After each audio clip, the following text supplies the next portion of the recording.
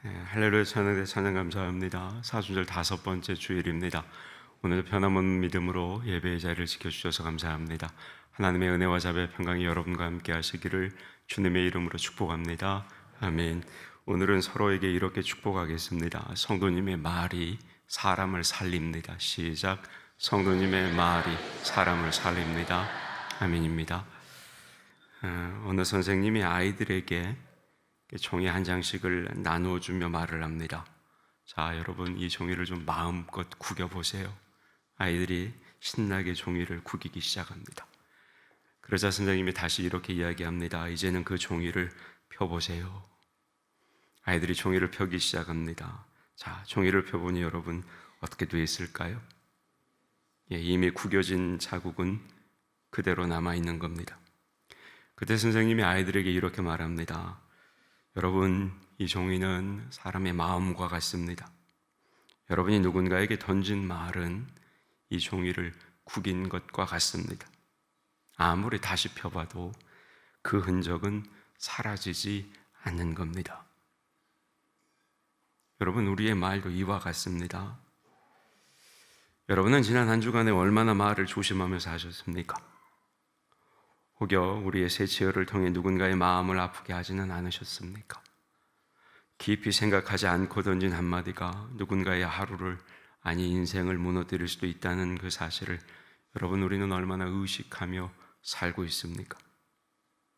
반대로 누군가를 살리는 말, 위로하는 말, 다시 일어나게 하는 말을 여러분은 얼마나 하시며 사셨습니까?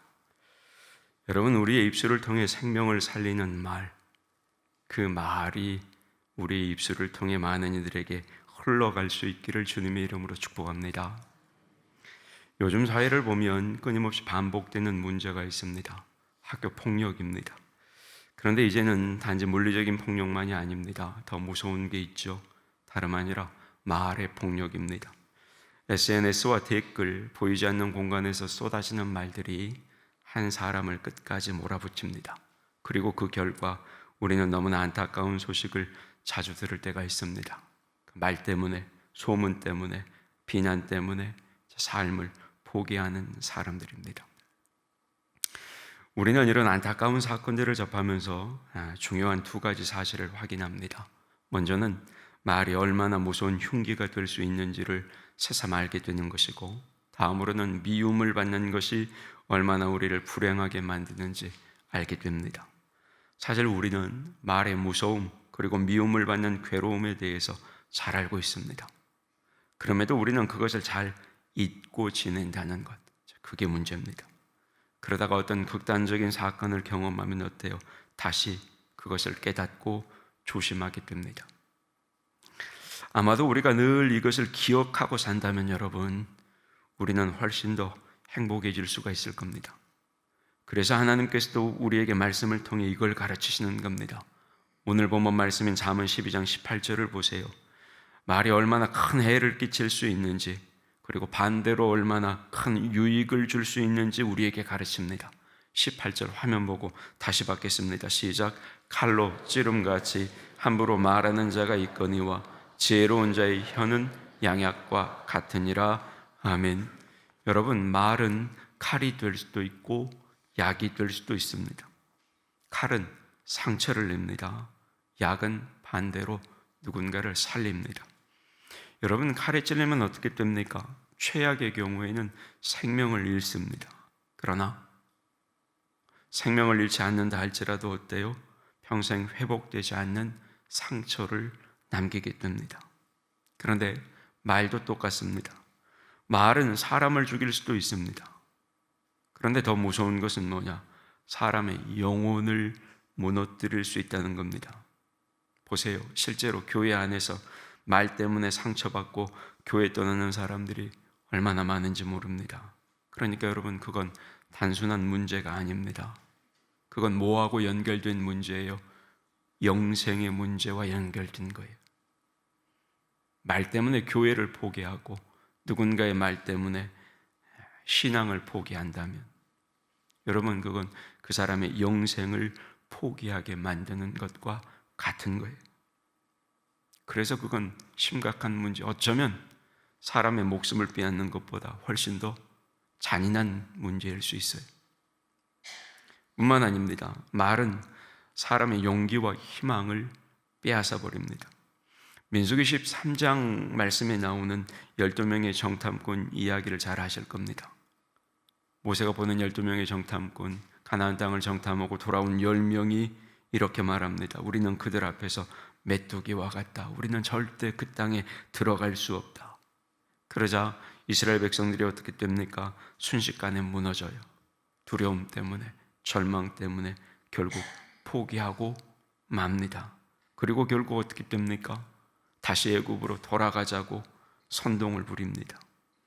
여러분, 이 사건의 결과가 어떻게 나타납니까? 이스라엘 백성은 결국 40년을 광야에서 지내게 되고 출애굽 1세대는 약속의 땅에 들어가지를 못하고 광야에서 마지막을 맞게 되는 겁니다. 말 한마디가 공동체의 운명을 바꿔버린 겁니다. 하지만 반대로 좋은 말은 오늘 말씀처럼 양약과 같습니다. 사람을 살리는 거예요. 그 사람에게 힘을 주는 거예요. 그 공동체로 하여금 다시 일어나게 하는 겁니다.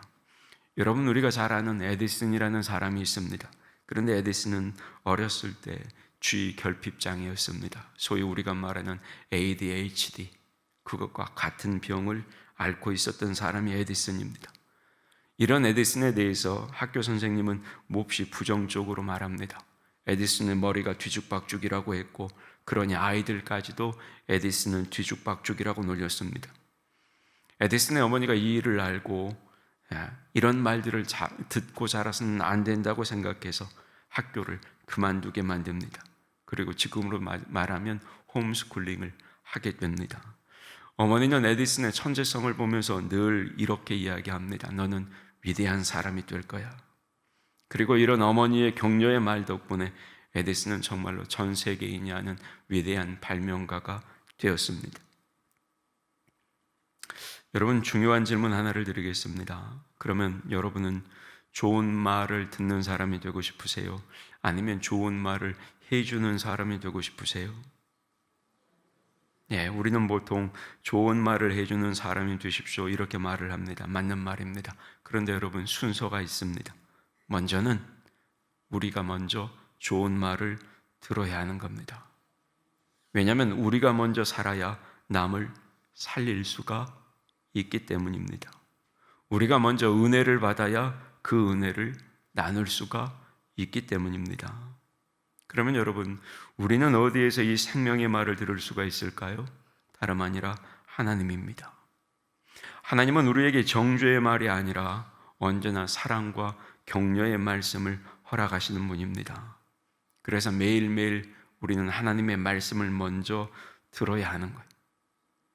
아침에 말씀을 읽고 말씀을 묵상하고 기도하는 삶이 중요한 이유가 여러분 여기에 있는 겁니다.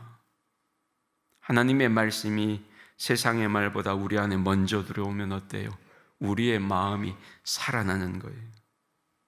그리고 그 말이 다시 다른 사람을 살리는 말로 흘러가게 되는 겁니다. 그런데 한 가지 여기서 기억해야 합니다. 하나님은 격려하시지만 세상은 낙심시키는 말을 한다는 거죠.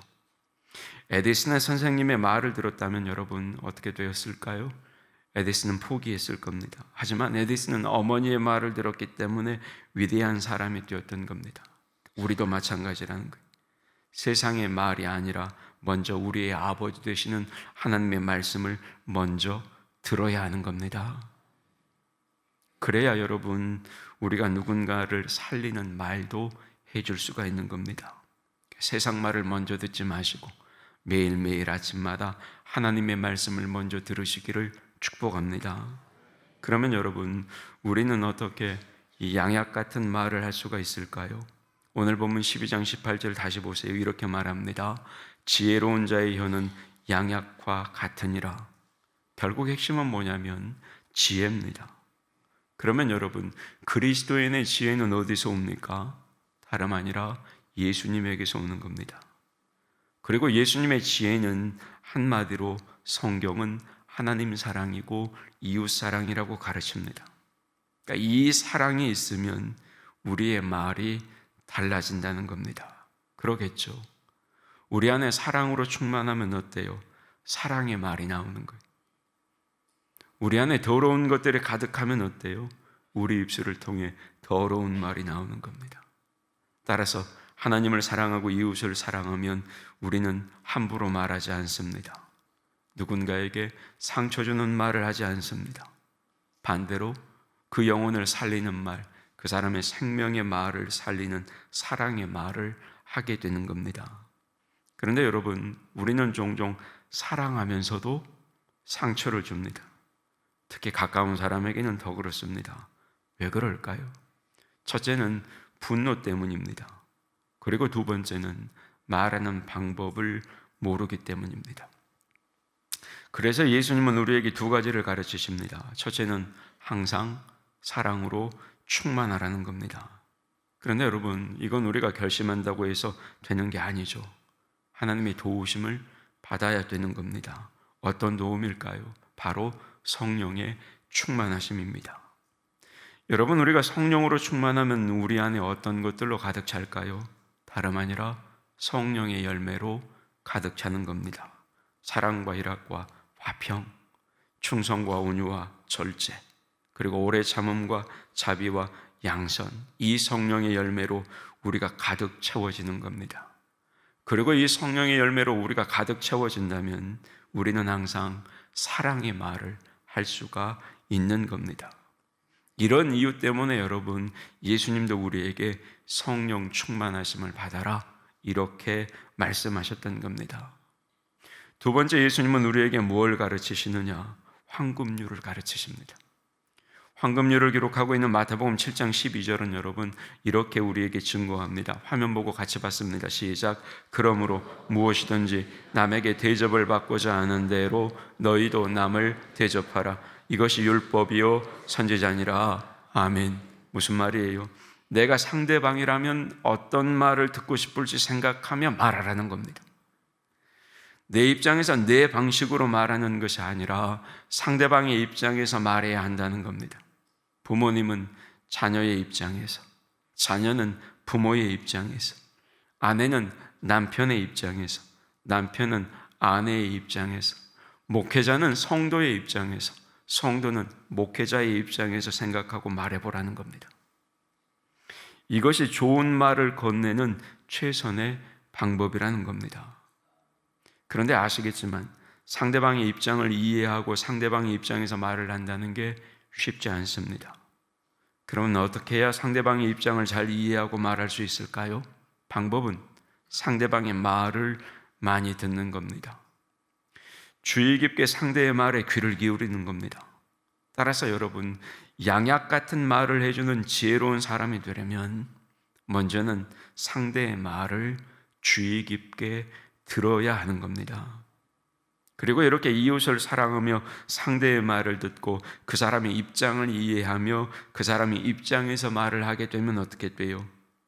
정말로 상대에게 유익을 주는 지혜로운 말, 그 사람을 살릴 수 있는 양약이 되는 말을 해줄 수가 있는 겁니다. 그리고 이렇게 우리가 서로에게 사랑과 격려의 말을 해주면 우리 역시 어때요? 그 사람으로부터 사랑과 격려의 말을 들을 수가 있게 되는 것이고, 그렇게 되면 우리의 신앙과 삶의 기쁨과 생명력, 용기와 힘이 넘치는 복 있는 삶을 살아갈 수가 있는 겁니다. 그런데 여러분, 이렇게 되면 우리 자신만 잘 되고 행복한 게 아니에요. 이렇게 되면 우리 공동체도 잘 되고 우리 공동체도 행복해지는 겁니다. 내 가정도 행복해지는 것이고 내가 신앙생활하는 영적인 터전인 교회도 행복해지는 거예요. 웃음이 넘치고 저절로 교회도 부흥하는 거예요. 생각해 보세요. 서로 사랑하고 격려하며 힘을 모아주는데 어떻게 부흥하지 않고 어떻게 발전하지 않을 수가 있겠습니까? 자연스러운 거예요, 그건. 그리고 본문 잠언 15장 17절이 다름 아니라 이것을 우리에게 가르쳐주는 말씀이에요. 화면을 보고 다시 한번 받겠습니다. 시작. 채소를 먹으며 서로 사랑하는 것이 살찐 소를 먹으며 서로 미워하는 것보다 나으니라. 아멘. 언젠가 제가 이 말씀을 가지고 설교를 한 적이 있습니다만, 이렇게 서로 사랑하며 사는 것이 좋다는 거예요. 채소를 먹어도 서로 사랑하면 모두가 행복해서 좋고 공동체가 부흥하고 발전하니 좋은 겁니다. 하지만 아무리 맛있는 살찐 소를 먹어도 서로 미워하면 어때요? 모두가 불행해지고 공동체도 망하게 되는 거예요. 좋을 수가 없는 거죠. 그러면 여러분은 어떤 교회, 어떤 공동체를 원하세요?